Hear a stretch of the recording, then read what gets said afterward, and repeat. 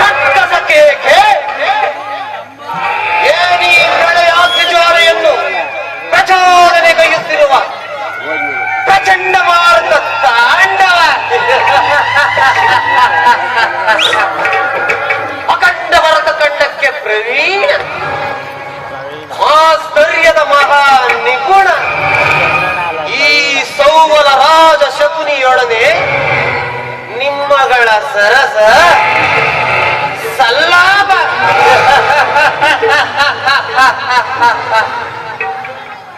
ಓ ನನ್ನ ವಂಶಶಯಕ್ಕೆ ಕಾರಣಕರ್ತನಾದ ದುರ್ಮಂತ ದುರ್ಜಾತ ದುರಳ ದುರ್ಯೋಧನನೇ ಕೇಳು. ಒಂದು ನಿರಪರಾಧಿಗಳು ಗಾಂಧಾರ ವಂಶೋದ್ಧಾರಕರಾದ ನನ್ನ 99 ಮಂದಿ ಸೋದರರನ್ನು ಮತ್ತು ನನ್ನನ್ನು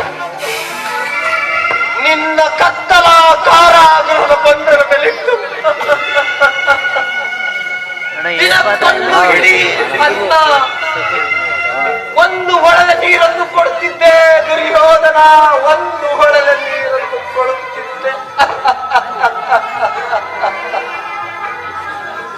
ಅಂದು ನೀನು ಮಾಡಿದ ಚಿತ್ರ ವಿಚಿತ್ರ ಹಿಂಸೆಯನ್ನು ನೆನಪಿಸಿಕೊಂಡರೆ ಅಪ್ಪ ನನ್ನ ಗುಂಡಿಗೆಯು ನಡುಗುತ್ತಿರುವುದು,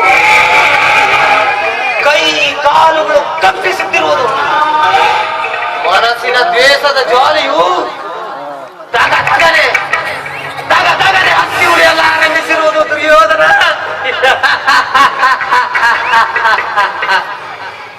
ತಗದಗ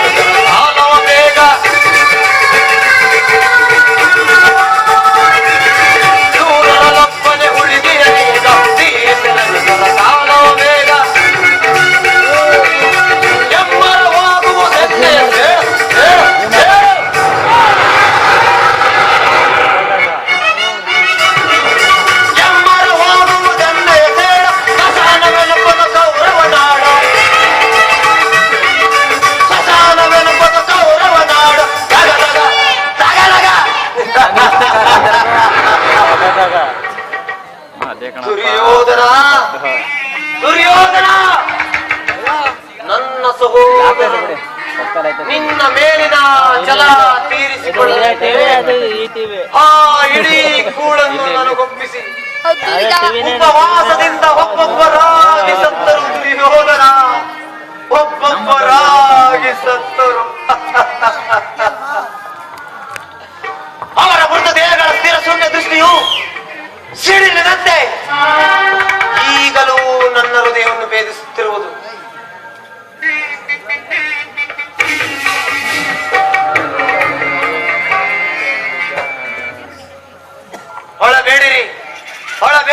ಹತಭಾಗ್ಯ ಸಹೋದರರೇ, ಹೊರಬೇಡಿರಿ, ಹೊರಬೇಡಿರಿ.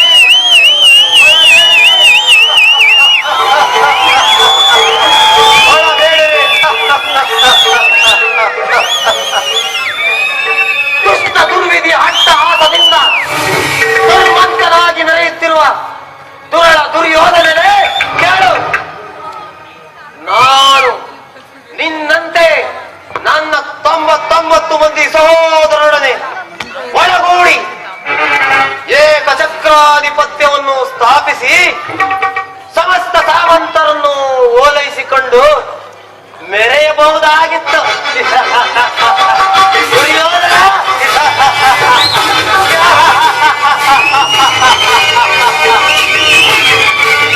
ಆದರೆ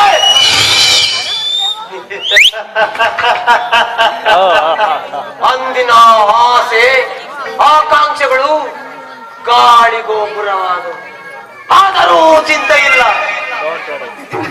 ಈ ಕುರುಕ್ಷೇತ್ರದಲ್ಲಿ ಈ ಶಕುನಿಯಿಂದ ನಿನಗಾಗುವ ಹಿಂಸೆ ಭಯಾನಕ ದುರ್ಯೋಧನ, ಅತಿ ಭಯಾನಕವೆನಿಸುವುದು. ತಾಯಿಯ ಕಣ್ಣೀರಿನಿಂದ ತೊಯ್ದು ಗುರು ಹಿರಿಯರ ರಕ್ತದಿಂದ ಕಳಂಕಿತನಾಗಿ ಪುತ್ರ ಶೋಕದಿಂದ ದಯಿಸುತ್ತ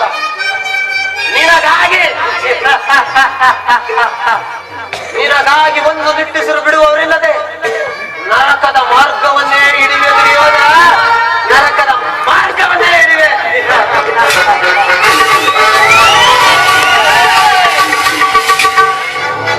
ಯಾರಿಗೆ ನರಕದ ಮಾರ್ಗ? ಮತ್ತಿನ್ಯಾರಿಗೆ? ನಿನಗೆ ಕೌರವೇಶ್ವರ ನಿನ್ನ ವೈರಿಗಳಾದ ಪಾಂಡವರಿಗೆ ಏತಕ್ಕಯ್ಯ ಸಿದೆಯ ಕೂಲಿಯಂತೆ ಆರ್ಭಟಿಸುತ್ತೀರೇ? ಭಲೆ ಭಲೆ ಭಲೆ ಮಾವ, ನಾನು ಮಾಡಿದ್ದು ಯುದ್ಧವೇ ಶಕುನಿ. ಚಿಂತೆ ಏಕೆ ಪುರರಾಜ? ಜಯದ್ರದ ಕೃತ ಹೊರಮಾದಿಗಳು ನಿನ್ನ ಸಹಾಯಕ್ಕಾಗಿ ಸೈನ್ಯ ಸಮೇತರಾಗಿ ಹೊರಟೆರೆಂದು ದೂತನು ಈ ದಿನ ಸಮಾಚಾರವನ್ನು ತಂದನಲ್ಲವೇ? ನಾನು ಅದಕ್ಕಾಗಿ ಚಿಂತಿಸುತ್ತಿಲ್ಲ ಮಾವ. ದುರ್ಯೋಧನನು ಅಸಹಾಯ ವೀರನು ತನ್ನೆರಡು ತೋಳ್ಬಲಗಳಿಂದ ಸಮಸ್ತ ಸೈನ್ಯವನ್ನೇ ಎದುರಿಸಬಲ್ಲನು. ಆದರೆ ಈ ಜ್ಞಾತಿ ಹಿಂಸೆ, ಸಂಯುತ ಕಲಹ ಇದು ಉಚಿತವೇ ಮಾವ? ಈ ದಿನ ನಾನು ದ್ವಾರಕೆಗೆ ಹೋದಾಗ ಯುದ್ಧವು ಅಧರ್ಮವೆಂದು ಎಷ್ಟೋ ವಿಧವಾಗಿ ಹೇಳಿದನು. ನಾನವರ ಮಾತನ್ನು ನಿರಾಕರಿಸಿದ್ದೆ ಮಾವ. ಕೃಷ್ಣ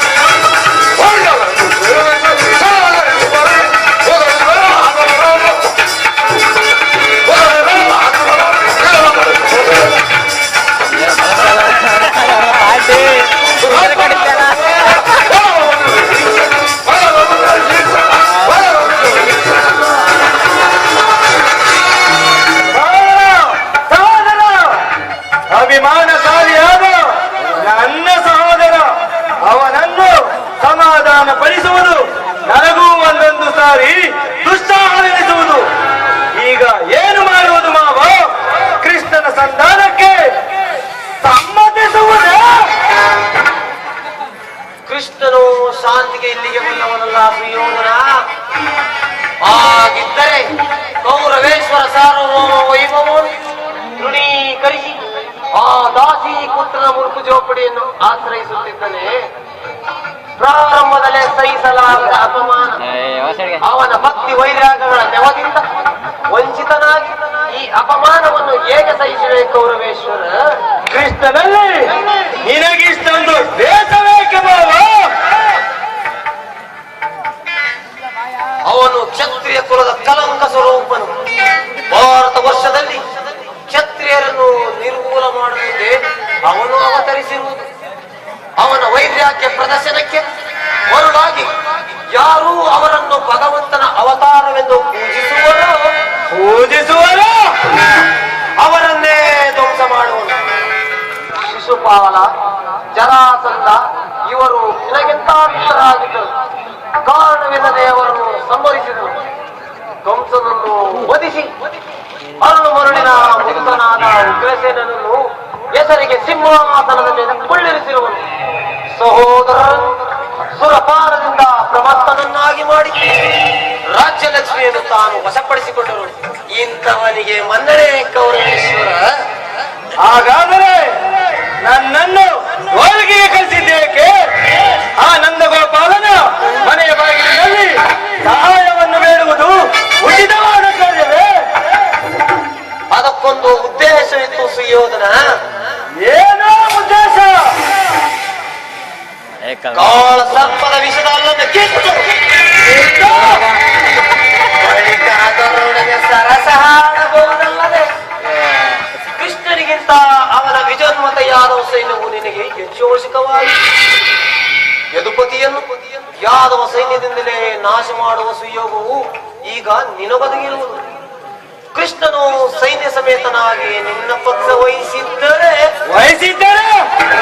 ಆ ಸಹಾಯವನ್ನು ನೀನು ನಿರಾಕರಿಸಬೇಕಾಗುತ್ತಿತ್ತು.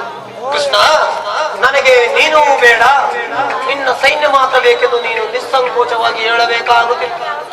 ಆದರೆ ಅರ್ಜುನನು ನಿನ್ನನ್ನ ಸಂಕಟದಿಂದ ಉದ್ಧಾರ ಮಾಡಿದನು ಕೌರವೇಶ್ವರ. ಕೃಷ್ಣನು ನೀನು ಹೇಳುವಂತ ವಂಚಕರಿರಬಹುದು, ಆದರೆ ಕೃಷ್ಣನ ಮೇಲಿನ ದ್ವೇಷದಿಂದ ಆ ಪಾಂಡವರನ್ನು ಹಿಂಸಿಸಬೇಕಾಗುವುದು. ಪಾಂಡವರು ಪಾಂಡವರು ಪಾಂಡವರು ಪಾಂಡವರನ್ನು ಕೃಷ್ಣನಿಂದ ಬೇರೆ ಮಾಡಲಾಗದು ಸುಯೋಧನ. ಅದೇಕೆ? ಅವರೆಲ್ಲರೂ ಕೃಷ್ಣನ ಆಜ್ಞಾಧಾರಕರು. ನೀನು ಸಂಧಾನಕ್ಕೆ ಸಮ್ಮತಿಸಿ ಪಾಂಡವರಿಗೆ ಆಶ್ರಯವನ್ನು ಕೊಟ್ಟೆಯಾದರೆ ನಿನ್ನ ವಿನಾಶಕ್ಕೆ ನೀನೇ ಕಾರಣನಾಗುವೆ ಸುಯೋಧನ.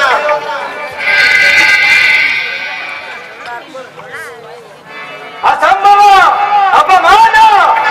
ಅಲ್ಲವಯ್ಯ, ಪಗಡೆ ಆಟದಲ್ಲಿ ಸೋತಾಗಲೇ ರಾಜ್ಯದ ಮೇಲಿನವರಕ್ಕೂ ನಷ್ಟವಾಯಿತು. ಪುನಃ ಅವರದನ್ನು ಹೊಂದುವುದೆಂದರೇನು? ಕ್ಷತ್ರಿಯ ವೀರರಿಂದ ಅನುಬಂಧರಾದ ಗುರುಭೂಮಿಯ ರಾಜ್ಯಲಕ್ಷ್ಮಿಯನ್ನು ಭಿಕ್ಷಕರ ಯಾಜನೆಂಚಿರುವುದು ಉಚಿತವಲ್ಲ. ಪಾಂಡವರು ರಾಜ್ಯಕ್ಕಾಗಿ ಹಂಬಲಿಸಿದರೆ ರಣಕ್ಷೇತ್ರದಲ್ಲಿ ಸೆಣಸಿ ರಾಜ್ಯಲಕ್ಷ್ಮಿಯನ್ನು ಕೈ ಹಿಡಿಯಲಿ. ಮೇಲಿಂದ ಮೇಲೆ ದೈನ್ಯವೃತ್ತಿ ಏಕೆ? ದೇಹಿ ದೇಹಿ ಎಂದು ಸರಿಯಾಗಿ ಹೇಳಿದೆ ಸೌಬಲ ರಾಜ. ನಿನ್ನ ಸಲಹೆ ಹೊರತಾಗಿ, ಯುದ್ಧದ ಹೊರತಾಗಿ ಪಾಂಡವರಿಗೆ ಸೂಜಿಯ ಮನೆಯಷ್ಟು ಭೂಮಿ, ಸೂಜಿಯ ಮನೆಯಷ್ಟು ಜಾಗವನ್ನು ಕೊಡಲಾಗುವುದಿಲ್ಲ, ಕೊಡುವುದೂ ಇಲ್ಲ. ಅಷ್ಟು ಮಾತ್ರವಲ್ಲ ಸುಯೋಧನ, ಸಂಧಿಯ ನೆವದಿಂದ ಬಾರಿಗೂ ಪ್ರತಿಷ್ಠೆ ತೋರುತ್ತಿರುವ ಕಳ್ಳಕತ್ತಿಯನ್ನು ತಕ್ಕ ಆಗಲೇಬೇಕು. ಈ ವಿಚಾರದಲ್ಲಿ ನನ್ನದೊಂದು ಸಲಹೆ ಇರುವುದು. ಏನದು ಸಲಹೆ?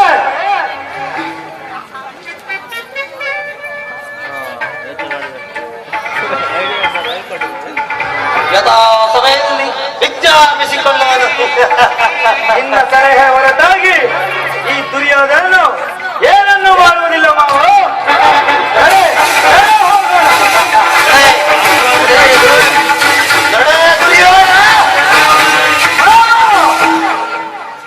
ನಡೆ ಕೌರವೇಶ್ವರ, ನಡೆ ನರಕದ ಉಡುವೆ.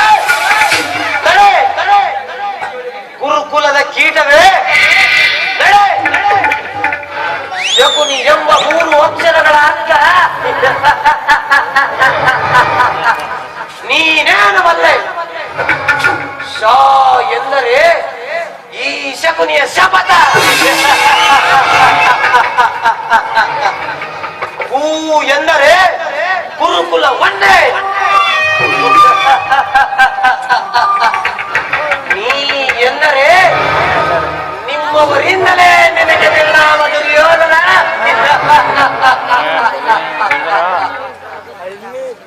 ದುರ್ಯೋಧನನ ಛಲ ಅಚಲ, ದುರ್ಯೋಧನನ ಛಲ ಅಚಲ, ದುರ್ಯೋಧನನ ಛಲ ಈ ಶಕುನಿಯ ಕುತಂತ್ರ ಜಾಲಕ್ಕೆ ಬೆಂಬಲ.